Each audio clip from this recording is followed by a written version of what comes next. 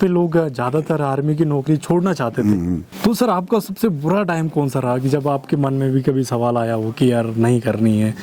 जब हम सर्विस करते थे तो हमारे ऑफिसर्स, हाँ। सीनियर ऑफिसर, चाहे वो किसी भी जगह का हो, राजस्थानी हो, पंजाब का हो, साउथ का हो, बंगाल का हो, जी। वो सबसे पहले उनकी प्रायोरिटी होती थी कि वह जो गढ़वाली आदिम है, हाँ। उसको कोई भी जो रिस्पॉन्सिबिलिटी वाली जवाबदेही जगह उसको दी जाए। बिल्कुल, क्योंकि बिल्कुल। उनकी मेहनत और उनकी विश्वास हमारा गढ़वाली में मिसाल देना ना, केवल चूल्हे की जग दी और काकर की हंसती। बिल्कुल जी। क्योंकि से काकर भी नहीं देखनी जगणु च हाँ तय सु भूल गई कि मैं इनविते ही चूल्हा पर जाऊँ। बिल्कुल बिल्कुल बिल्कुल। बात नहीं समझ रहे आप? हाँ हाँ बिल्कुल। अब मैं मान ले वृद्धावस्था में हूँ, वृद्धावस्था पर मैं क्यों मैं जी। हमारा बच्चे सन, अब वो मेरे मैं नकलेट कर ला, हाँ। या अब मेरी उपेक्षा कर ला, तो वो बच्चों में तक क्यों वो? बिल्कुल सर बिल्कुल। सर मैं जानना चाहूँगा इस मंदिर के इतिहास के बारे में, कहाँ से लोगों की आस्था इस मंदिर से शुरू हुई? जी।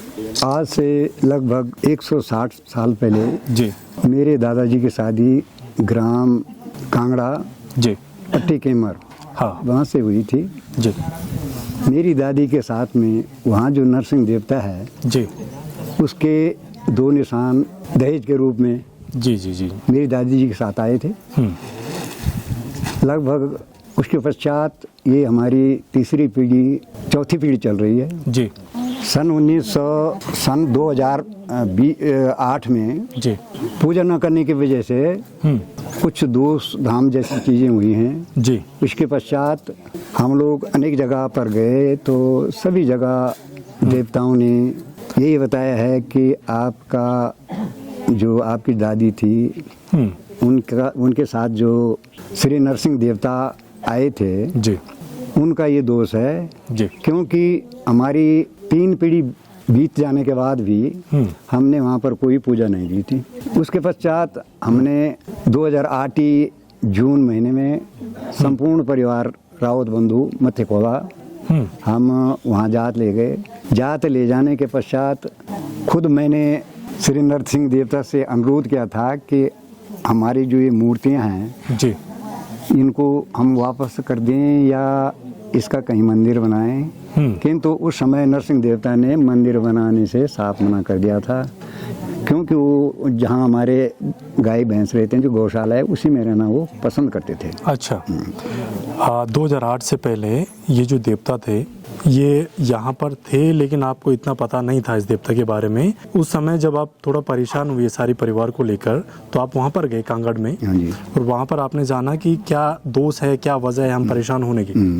उसके बाद देवता ने ये वजहें बताई और उससे पहले देवता एक गौशाले में रहा करते थे। जी, उसके बाद की क्या स्टोरी हुई? 2008 के बाद आप लोगों ने किस तरह से देवता को पूजना चालू किया और कैसे आपकी आस्थाएं बढ़ी इस बारे में? जी। उसके पश्चात कई जगह जैसे गेहूली श्री नरसिंह देवता हैं, उन्होंने इस बारे में हमें बताया है कि आपको ये मंदिर बनाना है। जी। फिर कई जगह से परिवार में, हमारे संपूर्ण परिवार में कई जगह ऐसे कष्ट आए हैं कि अन्य देवताओं के पास गए। अच्छा। जैसे कि आपका सरकंडा में है, वहाँ गए हैं। हाँ।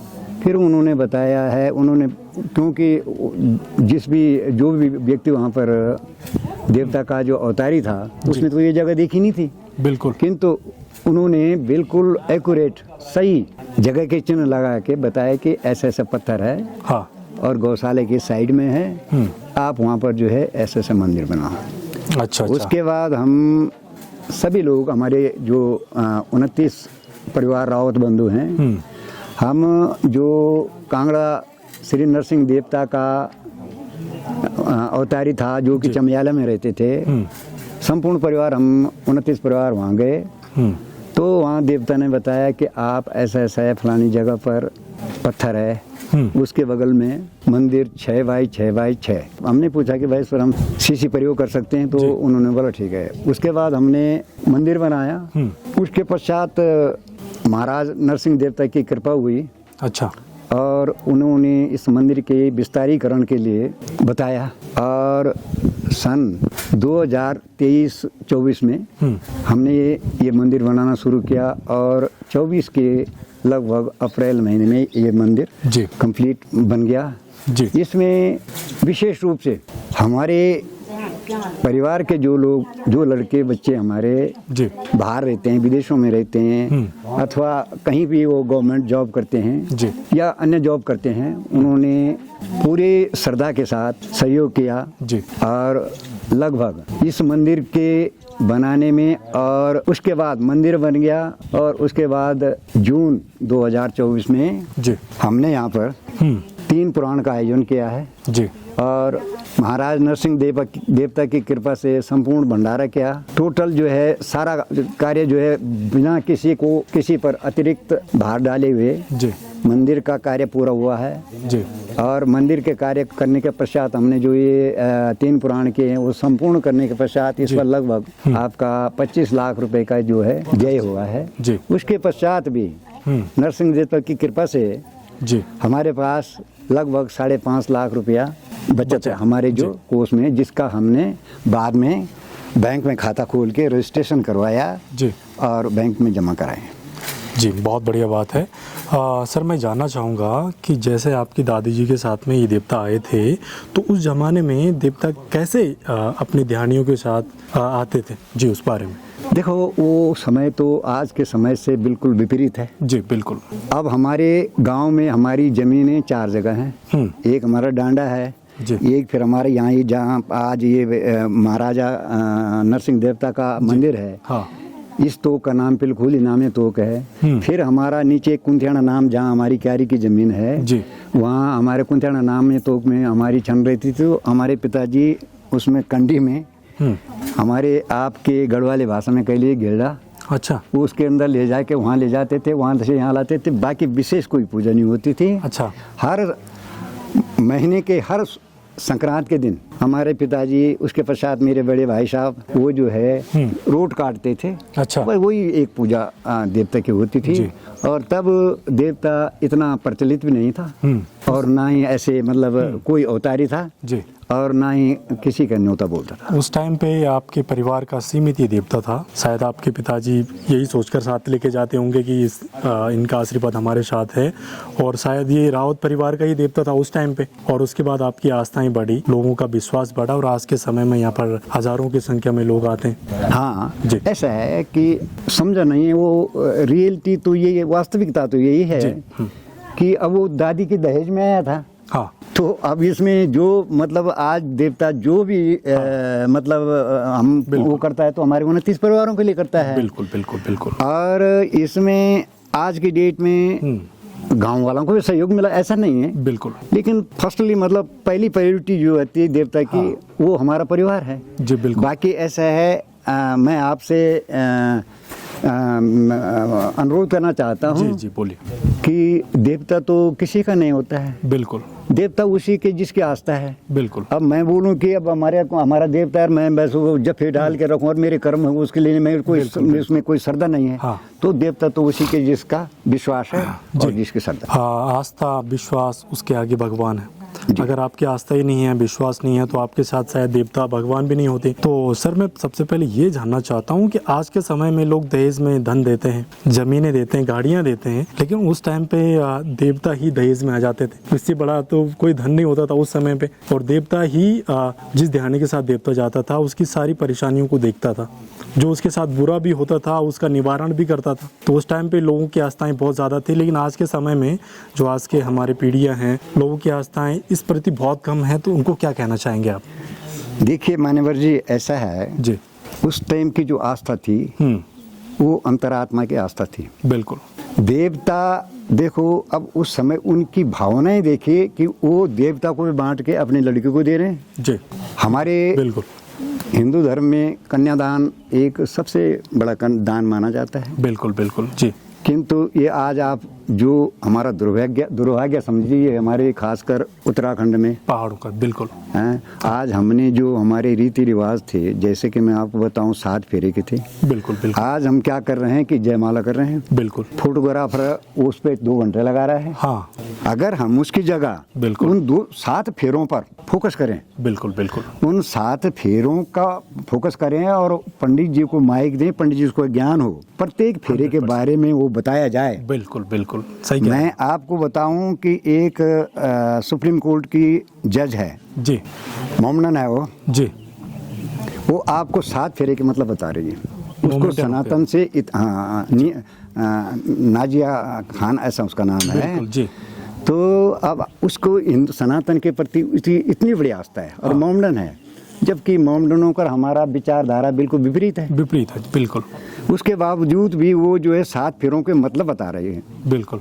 एक एक फेरे के वो मतलब बता रही है कि पहले फेरा फेरा जाता है उसका क्या मतलब होता है, बिल्कुल। दूसरा फेरा फेरा जाता है क्या मतलब होता है। बिल्कुल। लेकिन आज हमारे बेटे वो या मेरे को इवन आप मेरे को पूछ लेंगे, मेरे को पता नहीं। बिल्कुल। क्योंकि मेरे को उसके बारे में बताया नहीं क्या। जी जी जी जी जी सर मैं हाँ, तो इसमें इसलिए मान्यवर जी मैं ये कह रहा हूँ कि उस समय जो देवता को साथ में देते थे, बिल्कुल। इतनी बड़ी आस्था थी कि देवता जैसे तुम हमको सकुशल रख रहे हैं, मेरे बच्चे को उनको सकुशल रखें। और बिल्कुल, प्रभु की दया से नरसिंह देवता आया है। अब आज जो है सिर्फ 1.5 सालों में हम एक परिवार से 29 परिवार हो गए। बिल्कुल बिल्कुल। तो उसकी कृपा है ये। बिल्कुल। हाँ। जो आस्थावान लोग होते हैं पहाड़ों में, वो अपनी उन्नति के पीछे देवता का आशीर्वाद समझते हैं। उसी वजह से लोग यहाँ पर खूब उन्नति करते भी हैं। लेकिन आज के समय में आज के जो युवा हैं उनकी आस्थाएं थोड़ी कम हैं और शायद उन्हें लग रहा है कि हमारा भविष्य पैसों में ही है। तो उनको क्या कहना चाहेंगे कि संस्कृति से जुड़े हुए और अपने देवी देवताओं से जुड़कर उन्हें रहना चाहिए। अगर वो नहीं रहे जिस तरह से अभी चल रही है जर्नी, आने वाले टाइम पे हम किस रास्ते जा सकते हैं? ऐसा है मान्यवर जी, हाँ। हमारे बच्चे हैं, हम चाहते हैं वो अच्छी तरह के करें। बिल्कुल। हमारे भारत की 14 लिपि उनका ज्ञान उन्हें हो। बिल्कुल। विश्व की लाखों भाषा बोली भाषाएं हैं, जी, जी, उनका जी। ज्ञान हो। बिल्कुल। किंतु हमारी जो संस्कृति है, हाँ। हमारी जो भाषा है, उसको भूल के नहीं। बिल्कुल। आज हमारे बच्चे घनसाली हो, टिहरी हो, ऋषिकेश, देहरादून, दिल्ली, बम्बई, कलकत्ता, एनी हाउ बाहर के देशों में भी जी जी जी मुझे ये एहसास होता है कि वो अपनी गढ़वाली बोलने में अपने आप को हीन समझते हैं। बिल्कुल। हाँ। जबकि हमारा वो बेस है, धरातल हमारा वो है। बिल्कुल।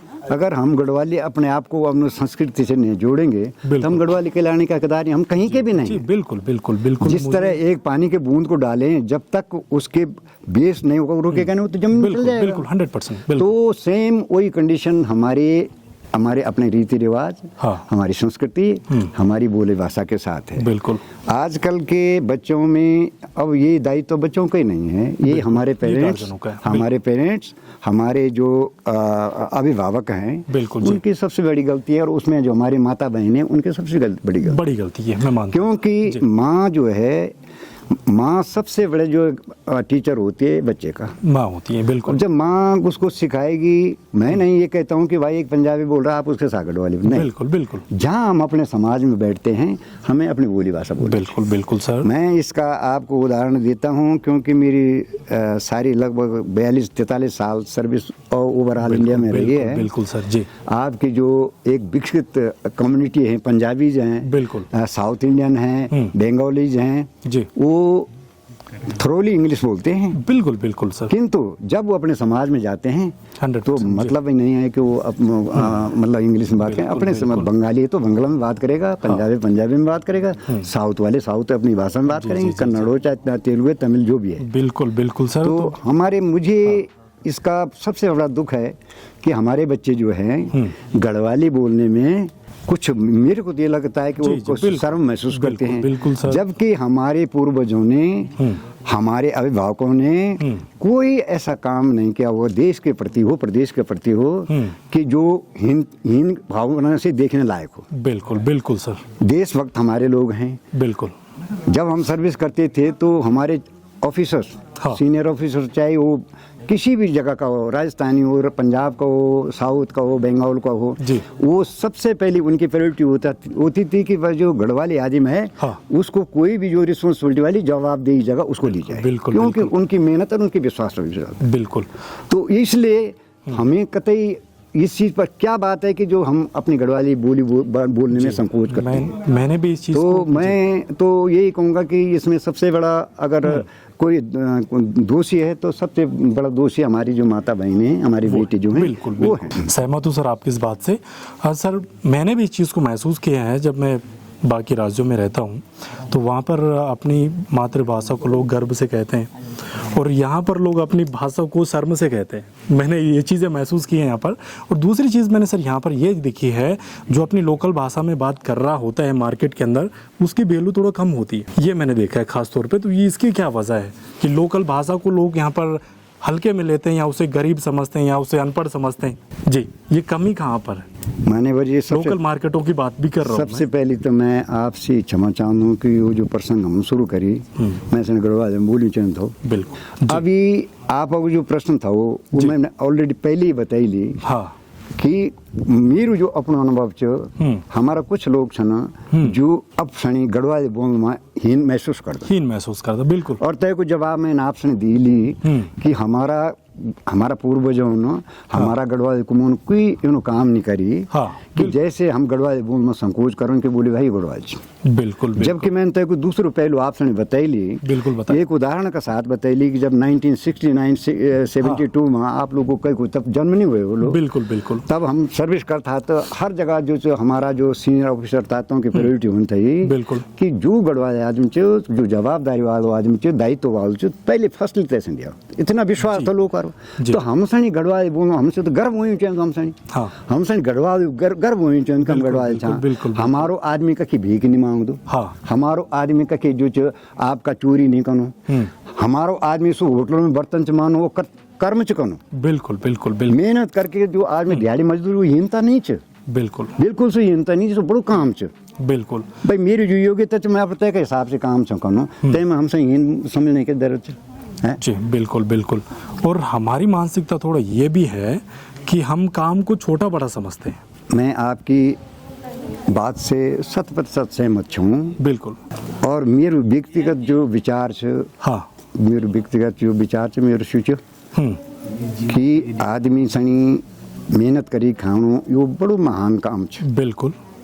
चाहे मैं स्वीपर छूँ चाहे मैं एक जनरल ऑफिसर छूँ। जी बिल्कुल। अगर एक जनरल ऑफिसर छो अपने दायित्व नहीं निभाऊँ तो मैं तो स्वीपर से नीच समझूँ तैसे। बिल्कुल सर। और एक स्वीपर क्षमा चाहूँ मैं कि स्वीपर समझूँ सफाई कर्मचारी अगर वो अपना कर्म सही चिकनू तो मैं तैसे तय जनरल से बड़ मान लूँ। बिल्कुल, बिल्कुल। मेरी व्यक्तिगत राय है। अब आपकी राय क्या है? दूसरी चीज ये कि मैं आज अपना बच्चों से नहीं बोलूँ कि हमारा बच्चों में अनुशासन की बहुत बड़ी कमी है। बिल्कुल। अनुशासन की बहुत बड़ी कमी है।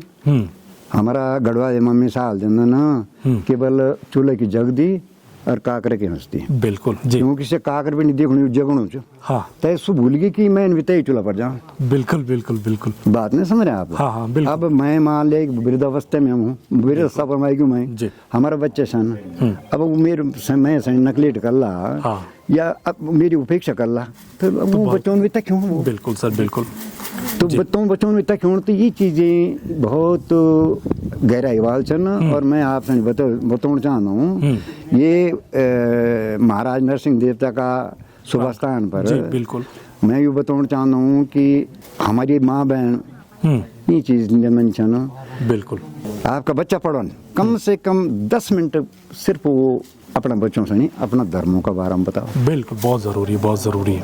अभी मैं आपसे ये संबंध में एक उदाहरण दूं। एक पंडितों की लड़की देहरादून में। अच्छा। ये 2 साल पहले की बात है। 3 इस्लाम स्वीकार कर ली। अच्छा। और इस्लाम लड़का लड़ी शादी कर ली। शादी कर ली तो एक बाद जब कोर्ट केस चली तो कोर्ट केस के बाद जब सामना सामने हुई तो तब तेरी लड़की ने क्या बोली? तेरी लड़की ने बोली कि मेरा माँ बाप दगड़ में 18 साल रही हूँ जी। और ये दड़ी मैं सिर्फ 1 महीने रही हूँ और ये पूरी कुरान का बारे में मैं बताई। ये बहुत बड़ी बात है। देखिए तो माँ बाप में कोई निरुत्तर थे। हाँ। तो जवाब कुछ छा नहीं। हाँ। तो करी नहीं सो काम। बिल्कुल। तो मैं ये बोलूँ कि हम सनी हमारो आप हमारा हिंदू धर्म बहुत संकट में च। बिल्कुल सर। बहुत जबरदस्त संकट में च। हमारा अगेंस्ट यह पूरी कोशिश होनी कि हम 2050 तक अपनी पॉपुलेशन बढ़ाई हिंदू अल्पसंख्यक करन। हाँ। और तब हम समुद्र में छलांग मारने हम इस्लाम बिल्कुल बिल्कुल बिल्कुल। तो आज भी ठीक अगर हम सजाए नहीं होना ना तो ये हमारो निश्चित चुकी ये समय ऑन विश्व के आज इतना कंट्री छन जो कहे है कि कास्ट को नामो निशान नहीं तो, लेकिन आज तो हम सारा कन्वर्ट कर लियन या खत्म करी कर आजों को अपनो राज कर। जी बिल्कुल सर, इस वीडियो में हमने 3-4 टॉपिक कवर कर लिए, नरसिंह देवता से लेकर गढ़वाली मातृभाषा से लेकर। सर अब मैं जानना चाहूँगा कि मेरे लिए गर्व की बात है कि मेरे साथ उस जमाने के आर्मी ऑफिसर बैठे हुए हैं, आर्मी फौजी बैठे हुए हैं। सर मैं जानना चाहूँगा आपकी जर्नी के बारे में, क्योंकि आज के टाइम पे हमारे जितने भी युवा हैं वो उनका एक ही जुनून है कि मुझे आर्मी में जाना है। तो इस जर्नी के बारे में आप क्या कहेंगे, आपकी जर्नी, और आज के बच्चों को आप क्या कहना चाहेंगे? देखो ऐसा तो नहीं है आज हमारे बच्चे जो हैं, हाँ ऐसे नहीं। अब हालांकि हमें इस चीज़ का एहसास नहीं हो दो, बिल्कुल, क्योंकि हम एक पहाड़ में छवा। हाँ। अब पहाड़ बिठन जो भी लड़का थोड़ा डेवलप होने से बैठ पलायन कर गया। बिल्कुल बिल्कुल। अब देहरादून में आप इन आज की डेट में देखा आप, हमारा आज जो भारत की सबसे बड़ी ताकत से हमारा गढ़वाल के पास में। बिल्कुल बिल्कुल सर। आप सुन उदाहरण दूं मैं, राष्ट्रीय सुरक्षा सलाहकार अजित डोभाल हैं। बिल्कुल सर, 100%। जो कि एक बहुत ही इम्पोर्टेंट पोस्ट। बिल्कुल सर। दूसरा आज हमारा जो आईबी का डायरेक्टर छन हाँ। गढ़वाल छन। बिल्कुल सर। रॉ का डायरेक्टर हाँ श्री दसमाना जी से नगरा छन। जी मैं ये नहीं बोलूँ कि सो पौड़ी जी टीवी चो नहीं, बिल्कुल उत्तराखंड हमारा वो उत्तराखंडी छा, हम सब एक छवा जी। और वो हमारो सीना चौड़ा छन करना बिल्कुल गर्व की बात है हमारे लिए। बिल्कुल। तो ये नींद की हमारा नींद का हर जगह छन, हम सन कैसा क्योंकि गढ़वाल में तो सुई चीज मजबूर छ। बिल्कुल बिल्कुल। जो आपका सामर्थ्यवान होगी सूर्य की देहरादून अलग सेटल होगी। हाँ तो 3 चीज को हम मूल्यांकन नहीं कर सकता। अब अजीत डोभाल कहीं को जान तो पहले कोई नहीं जान तो, बिल्कुल। लेकिन जब वो लाइट में तब तो हमसे नहीं पता चलो। यानी हमारी अनेक विभूति छन बाहर देशों में छन, तक का सिटीजन बन गए जी। बिल्कुल सर। तक का सिटीजन बन गए। हाँ। जनु कि अभी कुछ दिन पहले कुछ मैंने एक पेपर में पढ़े थे कि जो आपका ये से पहले इंग्लैंड को जो प्रधानमंत्री थे, बिल्कुल बिल्कुल, क्या सुनक गढ़वाल कर्नाटक, कुछ लोग कर्नाटक के हाँ, अब वो तय सुनक क्यों बोलते कि सिंगने जैसे नहीं बोलना ना तो सुनो कर दो उसको। अच्छा, तो वो सुनक ही बन गई। इसकी स्टोरी तो जो मतलब मैं ना पढ़ी या देखी हाँ। तो तय में ये बोली कि वो भी गढ़वाल। जी जी जी। हाँ। अब ये नहीं अनेक विभूति छन, ये बात नहीं है कि हमारा लड़का कई होटलों में छन। जी, जी, और होटलों में छन तो मैं गर्व कर दूं तो मेहनत, क्योंकि मेहनत करी खाना वो बहुत खुशी की बात है, बजाय कि कोई चोरी करो और भीख मांगो। बहुत बढ़िया, वही तो मैं कह रहा हूँ सर, जो मेहनत कर रहे हैं। हाँ, बाकी ऐसा नहीं है कि हमारे सम्मान रहना चाहिए हमारे मन में। सर मैं एक जो जरूरी चीज़ है वो पूछना चाहता हूँ कि जब आपकी उस जमाने में ट्रेनिंग हुई थी तो किस तरीके से हुई थी मान्यवर, और कब आपकी ट्रेनिंग हुई थी, कौन से सन में? मैं भर्ती हुआ था आपका मार्च 2069 में। 1969 में? सॉरी 1969 में। बहुत बड़ी बात है जी। हाँ, तो तब हमारी कंडीशन ये थी कि मैं बॉर्डर सिक्योरिटी फोर्स से बिलोंग करता हूँ। अच्छा जी। हमारा ट्रेनिंग सेंटर था टेकनपुर, ग्वालियर, मध्य प्रदेश। हाँ। जबकि बहुत भीषण गर्मी पड़ गई। हाँ। और हमारी ट्रेनिंग भी मार्च बीटिंग शुरू हुई थी जी। मतलब हमारा इतना कठिन दौर था कि मैं आपसे नहीं बता ही नहीं सकता हूँ। और अच्छा। हमारा बच्चा तय पर विश्वास भी नहीं कर सकता जी कि तक झील से एक बड़ी। अच्छा। तक ग्वालियर महाराजे की कोठी थे, जय पर 360 कमरा तय पर हमारी हेडक्वार्टर था। अच्छा। तो तक झील में सुते झील को पानी पीना बहुत सख्त प्रतिबंधित था। अच्छा जी। क्योंकि तय पानी पीने से पीले हो जाते। अच्छा जी। तो फिर तय का बाद हमने तक बिल्कुल एकदम सख्त प्रतिबंध हो कि झील से पानी कोई नहीं पियो। अच्छा। लेकिन हमारी कंडीशन ये हो जान थी जी कि जी हमारी कंडीशन ये हो जान थे कि हमारा जो उस्ताद लोग था, गुरु लोग था यहाँ जी। हम पानी पीन रहा था से ऐंच पीट हमसे मार था जन गुरु। अच्छा। पर हम रुकते क्योंकि हमारी प्यास इतनी होती थी। तो तय का बाद बहुत कठिन ट्रेनिंग थी। आज के समय में, आज का समय में इतना कठिन ट्रेनिंग भी नहीं जी।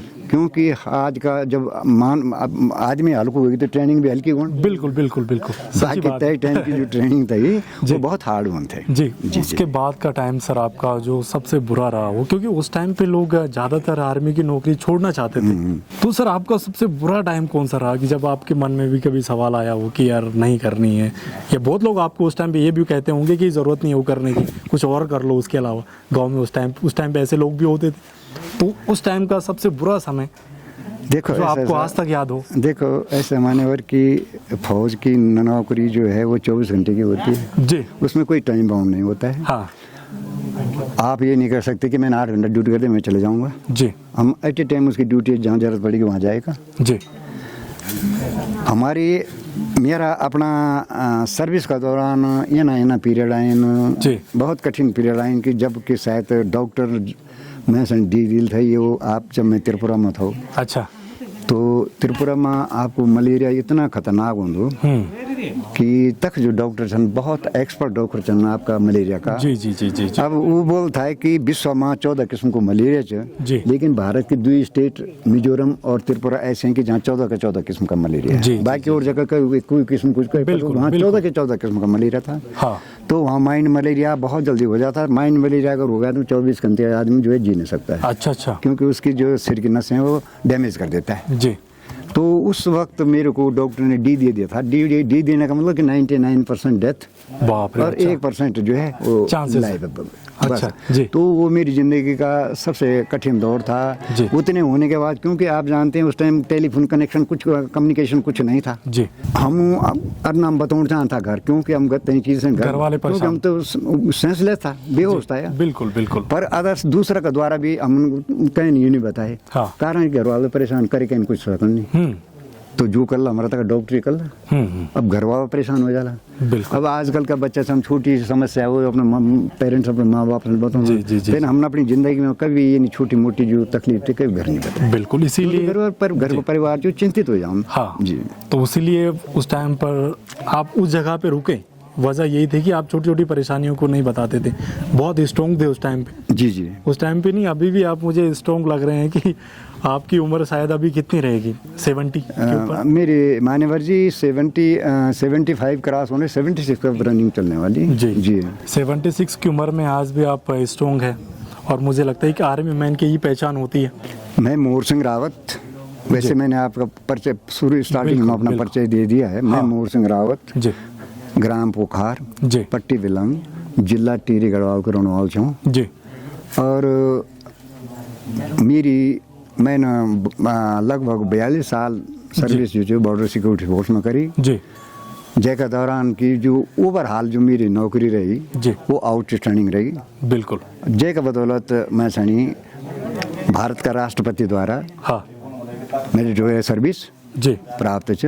बहुत बढ़िया जी सराहनीय सेवा मेडल। जी वर्तमान में मैं आपका 2010 में रिटायर्ड आया हूँ। जी तय पश्चात मैं आज 14 साल हो गए मैं सर्विस भी कर सकता हूँ, क्योंकि जी, जी, धंधा भी कर सकता हूँ। बिल्कुल। लेकिन मैं सुख ही नहीं अपनाई। हाँ। मैं सामाजिक कार्यों में लिप्त छूँ। बहुत बढ़िया, ये सी बहुत बढ़िया। पूर्व में जो मैं आपका हुणेश्वर महाराज हमारा साधना सोड़ को तक जी। कोष अध्यक्ष था। जी पर यख यख भी मैंने सारू हालांकि मैंने बच्चों में छोड़ी, लेकिन काम वहीं कर दूँ। बहुत जितना बढ़िया, कैश बहुत डील बढ़िया। मैं कर दूँ। और वर्तमान में हाँ मैं हमारो आप लोगों का आशीर्वाद से बिल्कुल सर।